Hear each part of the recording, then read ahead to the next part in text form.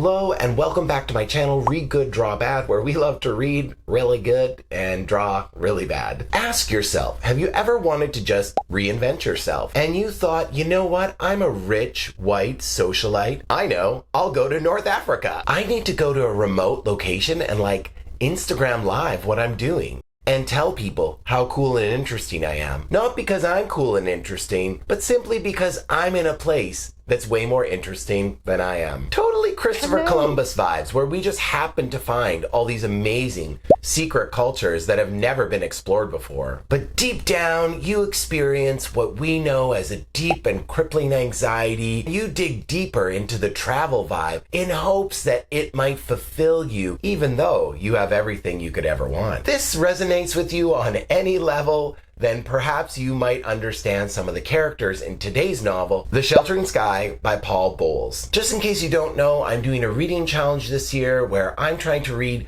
the top 100 novels of the 20th century by the Modern Library. I'll link the list in the description below. And today we're on book 97, and I've read a few more books into the future, and there's some great ones coming up, so I can't wait to discuss them with you. Now, if you want to watch just something a little more fun, or some of my opinions on little pieces of writing in different books, YA or fantasy or sci-fi books, you can follow me on TikTok, which is Read Good, Draw Bad. Let me give you a quick TLDR summary of The Sheltering Sky. This book is set shortly after World War II, and three friends have decided to go from the big city in New York to North Africa for a trip. There are three main characters, and all three of them have a different perspective that's told within the book. We have Port Moresby, a man who's searching for adventure and a life of meaning in the desert in North Africa. He's also kind of a giant pretentious prick. Then we have Kit Moresby. His beautiful wife is on the trip having a grand old time, except for the fact that their marriage is falling apart. And she often has feelings of impending doom throughout the book. So a lot of her perspective in the book is about how she feels and how she's treated. Then we have the friend of the couple, which is George Tunner.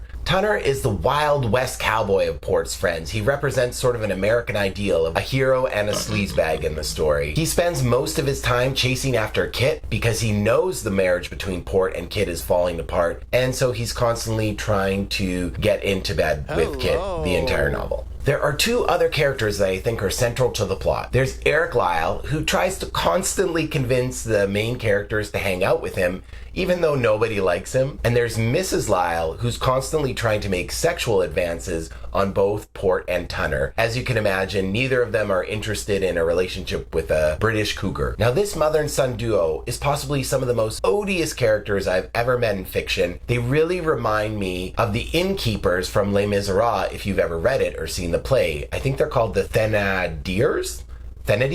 Now, this book is all about the journey. Hashtag live your best life YOLO. The journey for these three main characters starts from America in New York, where they end up in North Africa, and they go from location to location, about 3 or 4 different places. And in this journey, it's plane, train, and automobile for the three main characters. Now, Kit and Port had planned to be in North Africa for several years, while Tunner was there to only join them for a few weeks. However, their plans go completely off the rails within the first 3 weeks, and I think this kind of speaks to one of the first themes that I think is really important in this book, which is about traveling in a foreign country and trying to impose your own rules on that country. More on that later. Now, here are some of the main themes of the book. The main theme that I thought was in this book was an exploration of what people will do to escape something they're afraid of and to not have courage and face what they should do, or to make a decision that will improve their life. And how far will people go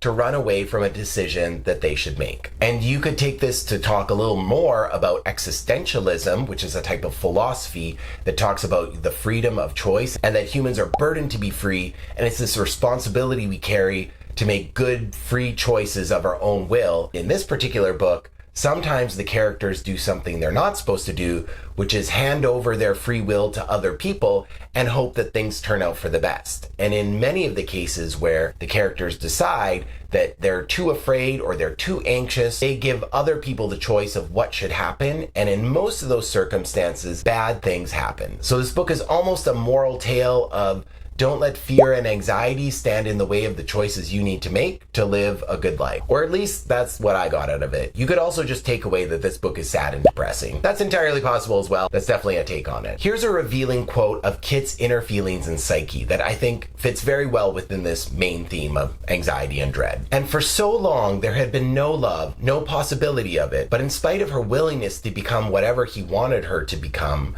she could not change that much. The terror was always there inside of her, ready to take command. And it was useless to pretend otherwise. And just as she was unable to shake off that dread that was always with her, he was unable to break out of a cage into which he had shut himself. The cage which he had built long ago to save himself from love. So both of these characters have excluded themselves in some way, so that it makes their marriage both irreparable and also inescapable. They're in a toxic relationship. If you put this book in the context after World War II, which is where it is set time-wise, main characters of these books are young people who are trying to make sense of their lives, even though they don't have great moral characters. They're not special people. I wouldn't even say they're particularly interesting people at times, but they're young people who are representative of the time of New York socialites. And they've come with sort of a Western optimism to a land, a desert that is maybe not sufficient for their ideals of what a great travel time might look like. What started as a pleasant stay in several hotels in the Sahara region changes very much when they decided to go deeper, farther inland to have better and bigger and more authentic cultural experiences. And the problem with trying to have really authentic cultural experiences in a place you don't understand is that it can actually be very dangerous for you, and you might get more than what you wish for. So this really is a case of be careful what you wish for. And this is part of another theme in the book, which is rich white people trying to understand the real Africa. And this is a problem that comes up again and again in Western literature and just Western society in general. In this book, pretty much every major plot point is where Port is deciding their itinerary of where they go and why they go there. And almost every occurrence is him trying to discover whatever the real Africa is, or whatever he thinks will be an authentic experience that he can really take back. This theme of looking for the real Africa is explored and critiqued in many other novels and essays, so I won't go deep into it here. Paul Bowles really understood the idea of white people coming to a foreign country, especially Americans, and sometimes making a mess of things because they think that they should get what's in America when they don't realize they're in a different country. And this is true of maybe all forms of tourism, but especially it's a critique of Americans doing touristic things in this period of time. In fact, almost all of their problems in the book can be tied to the fact that they didn't understand the communities in which they were doing their tourism. Now, onto the review. If you want to understand this book, you need to understand the term slum tourism, because it's central to understanding these characters, all three of them, and the way they think and why they act the way they act. Slum tourism, which goes by the name of ghetto or trauma tourism, is the practice of visiting poor urban areas or poor areas in other places so that you can experience what you consider to be the real life of people who live in a country that is different than yours. And this is typically done in the global south, in areas where people typically don't have a lot of money, and rich people come and bring their tourism dollars in and get an experience of what it's like to live in a place that has no money. They can stay for just a little bit and then leave when it's convenient for them, unlike the people who perhaps in some ways are trapped there. Now, Kit, Tunner, and Port are all rich. They have more money than pretty much every other character in this book. But hilariously, regardless of how much money they have, they can't solve a lot of the problems they run into with money.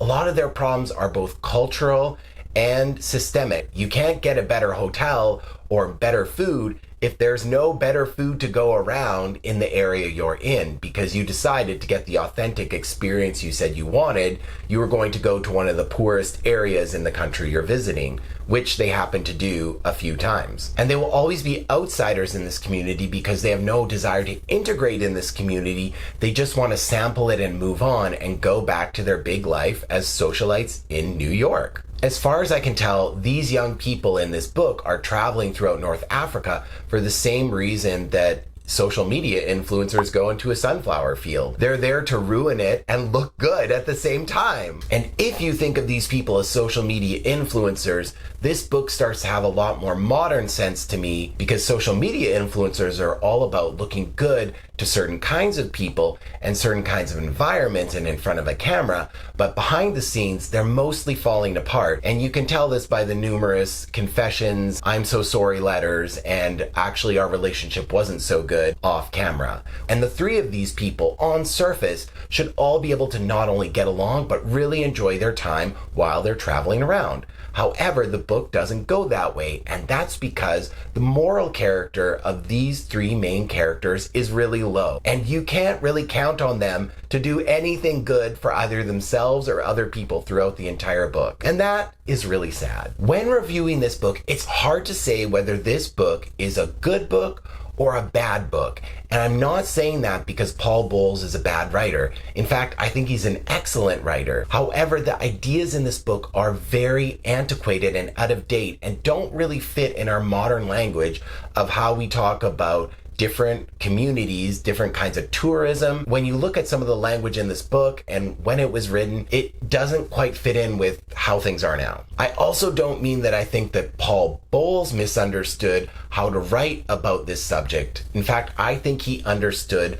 privileged white people very well, and this book is in part a critique of people trying to gain a huge experience by simply visiting somewhere on the fly and thinking that that was your right and privilege to come to a place where you didn't belong, demand everything you want, and then leave. Because again, this is a question of, can I throw enough money at something until people do what I want? And in this book, the answer is no. I think Paul Bowles understood poverty tourism really well because he spent most of his life as an expat in North Africa, and his experiences within North Africa formed what ended up being the majority of the feeling of the sheltering sky. And I think this is a composite and representative of some of the people he met while he was out touring. And I think Paul Bowles recognized that there are people who come into Africa, or the so-called heart of Africa, and they think they can change the culture that lives there. And there are people, just like in this book, Kit, who can never adjust their ideals or expectations so that they can fit into a different culture. They're simply not going to be able to do it. And this is definitely for another video, but I will say the desert is described as empty and without life and seeming harsh and wide and vast. I seem to say at the end of this experience, that was meaningless. It's kind of like saying life doesn't have any meaning, you make your meaning. But existentialist philosophy is very connected with this book and is also connected with the so-called personality of the desert, which Kit and Port and Tunner all describe at various times, and saying life seems meaningless after World War II. What meaning are we going to make out of life? And if you're in the mood to have an existentialist, very thinking person's book, this could be the book for you. And here's a really good quote from that book. And this quote is sort of a philosophical reflection of some of the many themes that you'll find in this book. Because we don't know when we will die, we get to think of life as an inexhaustible well. Yet everything happens only a certain number of times. And a very small number, really. How many more times will you remember a certain afternoon of your childhood? An afternoon that is so deeply a part of your being that you can't even conceive your life without it. Perhaps 4 or 5 times more? Perhaps not even that. How many more times will you watch the full moon rise? Perhaps 20, and yet it all seems limitless. Again, if you want to read a book that is about existentialism, and you don't even know what this is, this novel might be for you. I think it's kind of a great introduction to some of the ideas you would get introduced to if you read someone like Sartre or Camus. You could probably get a lot out of this book if you read it through the lens of freedom and choices, and I think that's sort of what the author was going for here. In fact, I'm sure you could write a master's level English thesis if you compared this particular novel to Sartre's play No Exit, where it's 3 people in a waiting room and hell really is other people. Do I recommend this book? Yes, with a caveat. Some of the ideas and some of the terms and terminology are a bit antiquated in this book, but the general sense of the novel and the good writing, I think, makes it worth reading. Because this book does an excellent job of critiquing rich white people who barge in everywhere and ask for their favorite martini. So you can let me know whether you think you like existentialist books about travel in the comments below. Next time, we will also be reading a book about New York socialites, and this book is slightly more famous. We're going to be reading Sophie's Choice by William Stryon. Okay, well, that's all for me this week. Please like, share, and subscribe if you liked this video. Well, this has been a great way for me to tell you to stay safe while you travel out there. And as always, stay curious, stay reading.